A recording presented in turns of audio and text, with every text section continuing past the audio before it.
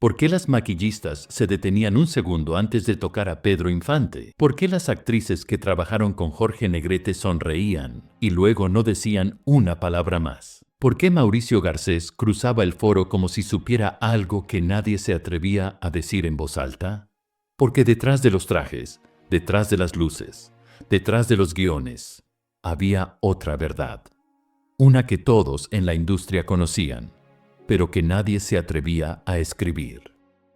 Estos no eran solo actores, eran símbolos de presencia. Hombres cuyos nombres no significaban solo fama, sino algo más denso, más oscuro, más irresistible. Decían, ese señor no necesitaba relleno. Ella no pudo terminar la escena. Trabajé con él una vez, y no lo olvidé jamás.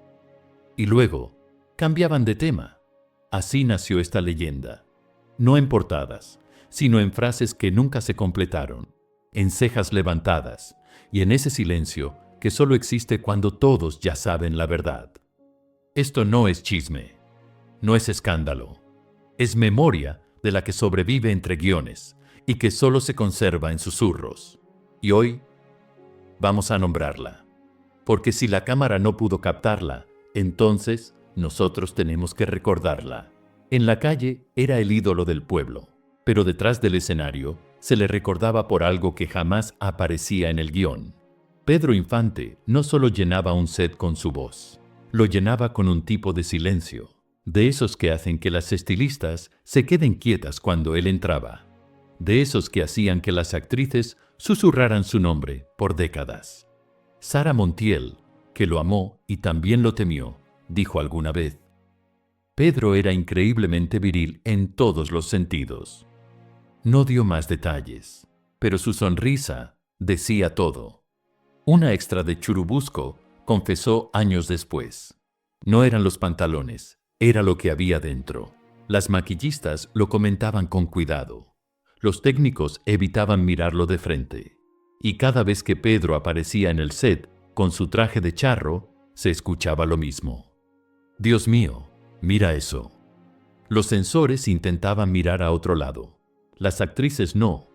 Y Pedro nunca comentó. Nunca dio entrevistas sobre el tema. Solo se paraba ahí y dejaba que el traje hablara por él. Lo que llevaba debajo no era para mostrar, pero terminó siendo lo más recordado. Algunos dicen que fue mito, otros dicen que fue física pura, pero nadie lo olvidó jamás. Jorge Negrete no necesitaba una escena de amor para dejar huella. Le bastaba con entrar al set. Y cuando lo hacía, el departamento de vestuario se ponía tenso. No por el traje, sino por lo que había que ajustar alrededor. Sacos hechos a la medida. Sí, pero también pantalones rediseñados para contener a un hombre cuya presencia física era un secreto conocido por todos. Todos lo murmuraban. Nadie lo escribía. Solo María Félix se acercó a decirlo. Cuando le preguntaron qué hacía a Jorge inolvidable, ella sonrió y dijo, era inigualable en su forma de amar. El periodista insistió, ¿lo dice emocionalmente? Ella no respondió. Solo desvió la mirada, con ese tipo de silencio que dice más que cualquier confesión. Entre bambalinas, las actrices jóvenes pasaban papelitos doblados durante los descansos dibujitos, códigos, referencias. Lo llamaban formación militar. Todos se reían, nadie lo negaba. Los sastres ajustaban los pantalones con una sonrisa incómoda. Algunos decían que había que levantar desde la cadera y rezar. Era parte del folclore del medio. Jorge nunca jugó con eso, pero su cuerpo decía cosas que su boca nunca tuvo que repetir. Era disciplina. Era postura. Era el hombre para quien hubo que rediseñar el traje de charro. La pantalla solo mostró una parte de él. Lo demás quedó cosido entre los forros y susurrado por generaciones. Mauricio Garcés no interpretaba al seductor. Él era el seductor. Cada mirada, cada palabra, cada pausa en una frase llevaba una seguridad que hacía reír y sudar. Pero detrás de esa sonrisa icónica había algo más, algo muy real. Y todos en la industria lo sabían. No era personaje, no era guión. Mauricio Garcés no fingía nada. En los estudios San Ángel circuló un rumor durante años. Una vez entró al set con solo una bata, y el equipo de cámara tuvo que detener la grabación. No podían dejar de reír, no por un error, sino por lo que la bata dejaba ver. Un técnico susurró: «Ese señor no necesita relleno». Una actriz que trabajó con él en los años 70 dijo más tarde en un programa de entrevistas: «Te hacía sentir deseada antes de que dijeras tu primera línea». Y no se refería a técnica actoral. Maquillistas lo sabían. Extras bromeaban. Todos coincidían. Garcés sabía perfectamente lo que tenía y cómo usarlo. Nunca se jactó. No lo necesitaba. Solo bajaba la voz, inclinaba la cabeza y dejaba que todo lo demás hablara por él. Germán Valdés, Tintán, hizo reír a todo México. Pero detrás de los chistes llevaba un magnetismo que no tenía nada que ver con la comedia. Bailarinas, maquillistas, actrices de reparto. Todas decían lo mismo, año tras año. Había algo en él. No coqueteaba, no posaba, simplemente estaba, y eso bastaba. Una vedette que compartió escena con él en los años 50 lo dijo claro. Su risa era juguetona, pero su presencia te hacía temblar. Tras bambalinas había otro rumor. Durante los números musicales, cuando se cambiaba de vestuario, algunos técnicos fingían estar ocupados, solo para echarle un vistazo. Un asistente de producción lo dijo en una entrevista olvidada. Ese señor estaba bendecido por la naturaleza. Incluso actrices como Silvia Pinal y Rosita Fornés hablaron con mucho cuidado sobre la química que sentían en el set. No decían mucho, no hacía falta. Tintán nunca habló del tema, ni una palabra. Su comedia era su máscara, pero lo que muchos recordaban era lo que el disfraz no podía ocultar y el encanto que seguía vibrando aún después del corte. Antonio Badú no pedía atención, pero de alguna forma siempre la tenía. No era escandaloso, no era exagerado, era intenso. Tan intenso que varias escenas tuvieron que detenerse. Una actriz secundaria que trabajó con él en los años 50 lo confesó. Besaba como si no fuera actuación. Tuve que parar. Era demasiado real. Los directores ajustaban el encuadre. Las compañeras pedían sets cerrados. Y el vestuario siempre trataba de disminuir las distracciones visuales. Una diseñadora de producción llegó a bromear. Con Badú no estábamos confeccionando pantalones. Estábamos controlando un problema. Hubo un momento, en plena toma dramática, entró en cuadro. No dijo nada. Y la cámara cambió el plano antes de tiempo. ¿Por qué? Porque la tensión en el set era demasiado evidente. No estaba en el guión. Estaba en cómo reaccionaban todos a él.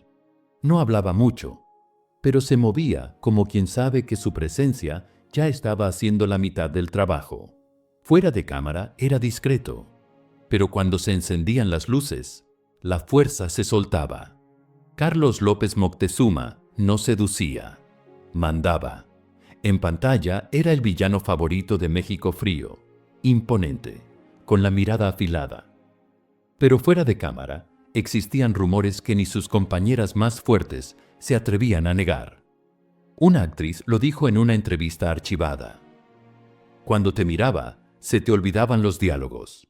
No era intimidación. Era otra cosa. En una película de 1961, se cuenta que entró a un ensayo silencioso, concentrado, ya caracterizado. Antes de que el director pudiera decir acción, la actriz principal pidió un descanso. No podía concentrarse. Nadie explicó por qué. Nadie tuvo que hacerlo. Una estilista del rodaje dijo: tenía una presencia que te hacía sentir desnuda, sin mover un dedo. Carlos no coqueteaba, no era encantador. No bajaba la voz ni inclinaba la cabeza. Miraba directo como si supiera lo que tú escondías y lo que él jamás mostraría. Y quizá esa era su mayor seducción. No perseguía, no insinuaba, simplemente se quedaba ahí, quieto, y te hacía preguntarte si podrías resistir su mirada. Joaquín Cordero no era escandaloso, no era coqueto, caminaba con dignidad, hablaba con precisión y siempre parecía recién salido de misa. Pero debajo del traje, debajo de la postura, había otra clase de electricidad.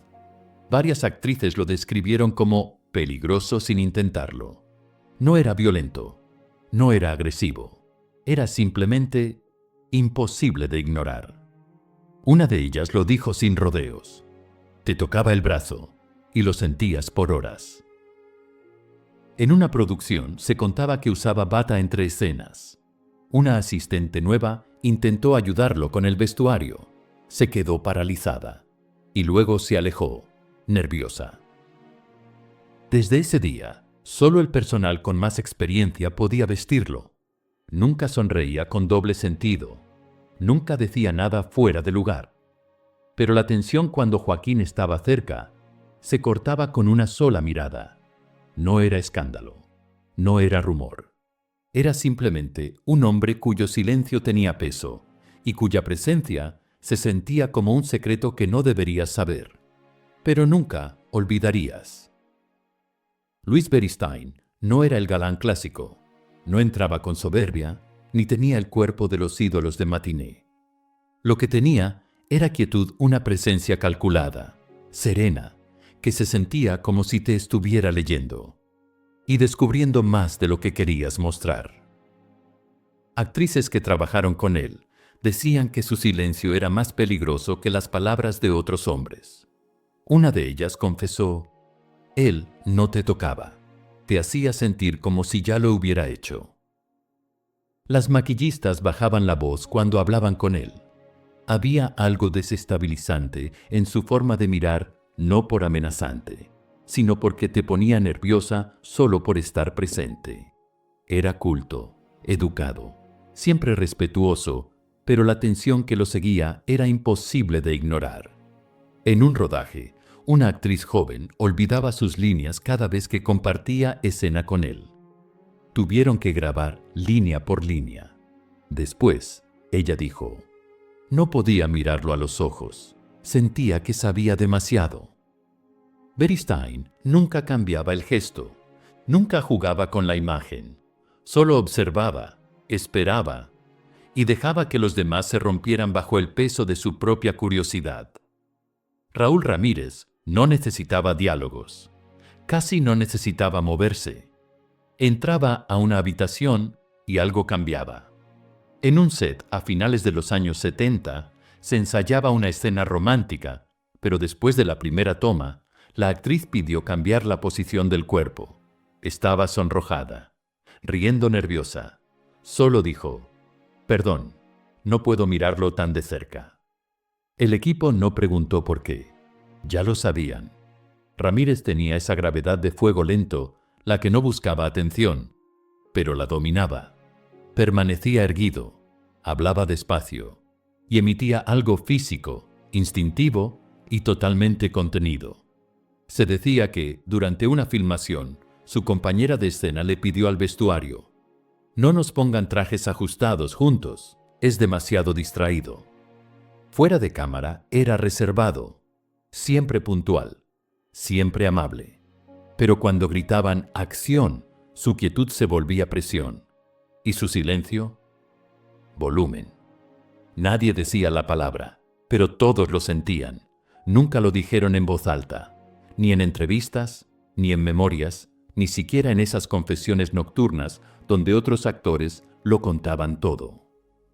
Ellos llevaban su reputación como un traje perfectamente ajustado, pegado al pecho, sin alardes, sin explicaciones. Pero el silencio era la parte más ruidosa del mito. Una mirada entre compañeros de escena, una estilista que negaba con la cabeza y sonreía, una línea en una revista que se quedaba a centímetros de la verdad. No lo negaban, solo dejaban que el rumor respirara, y quizá por eso duró tanto. Porque el secreto no estaba en lo que tenían, sino en la forma en que se negaban a nombrarlo. Como si decirlo en voz alta lo hiciera más pequeño. Ellas eran las más cercanas, las que sentían el peso en cada mirada, las que tenían que sostener sus líneas mientras estaban a centímetros de eso que todos susurraban. Pero nadie decía. Las actrices, las maquillistas, las encargadas de vestuario, las extras que callaban, pero lo veían todo. Ellas sabían, pero nunca lo dijeron, no por miedo, sino porque respetaban más el silencio que el secreto. Algunas se reían cuando se les preguntaba, otras alzaban una ceja, y unas pocas respondían con frases que decían más de lo que ocultaban. Obvio, imposible de ignorar. No te voy a decir nada, pero sí. No protegían el mito por vergüenza, sino porque pertenecía a algo más grande que el chisme. Sabían que hay hombres que no necesitan defensa, solo misterio. Pudieron haberlo expuesto, aclarado, domesticado, pero no lo hicieron.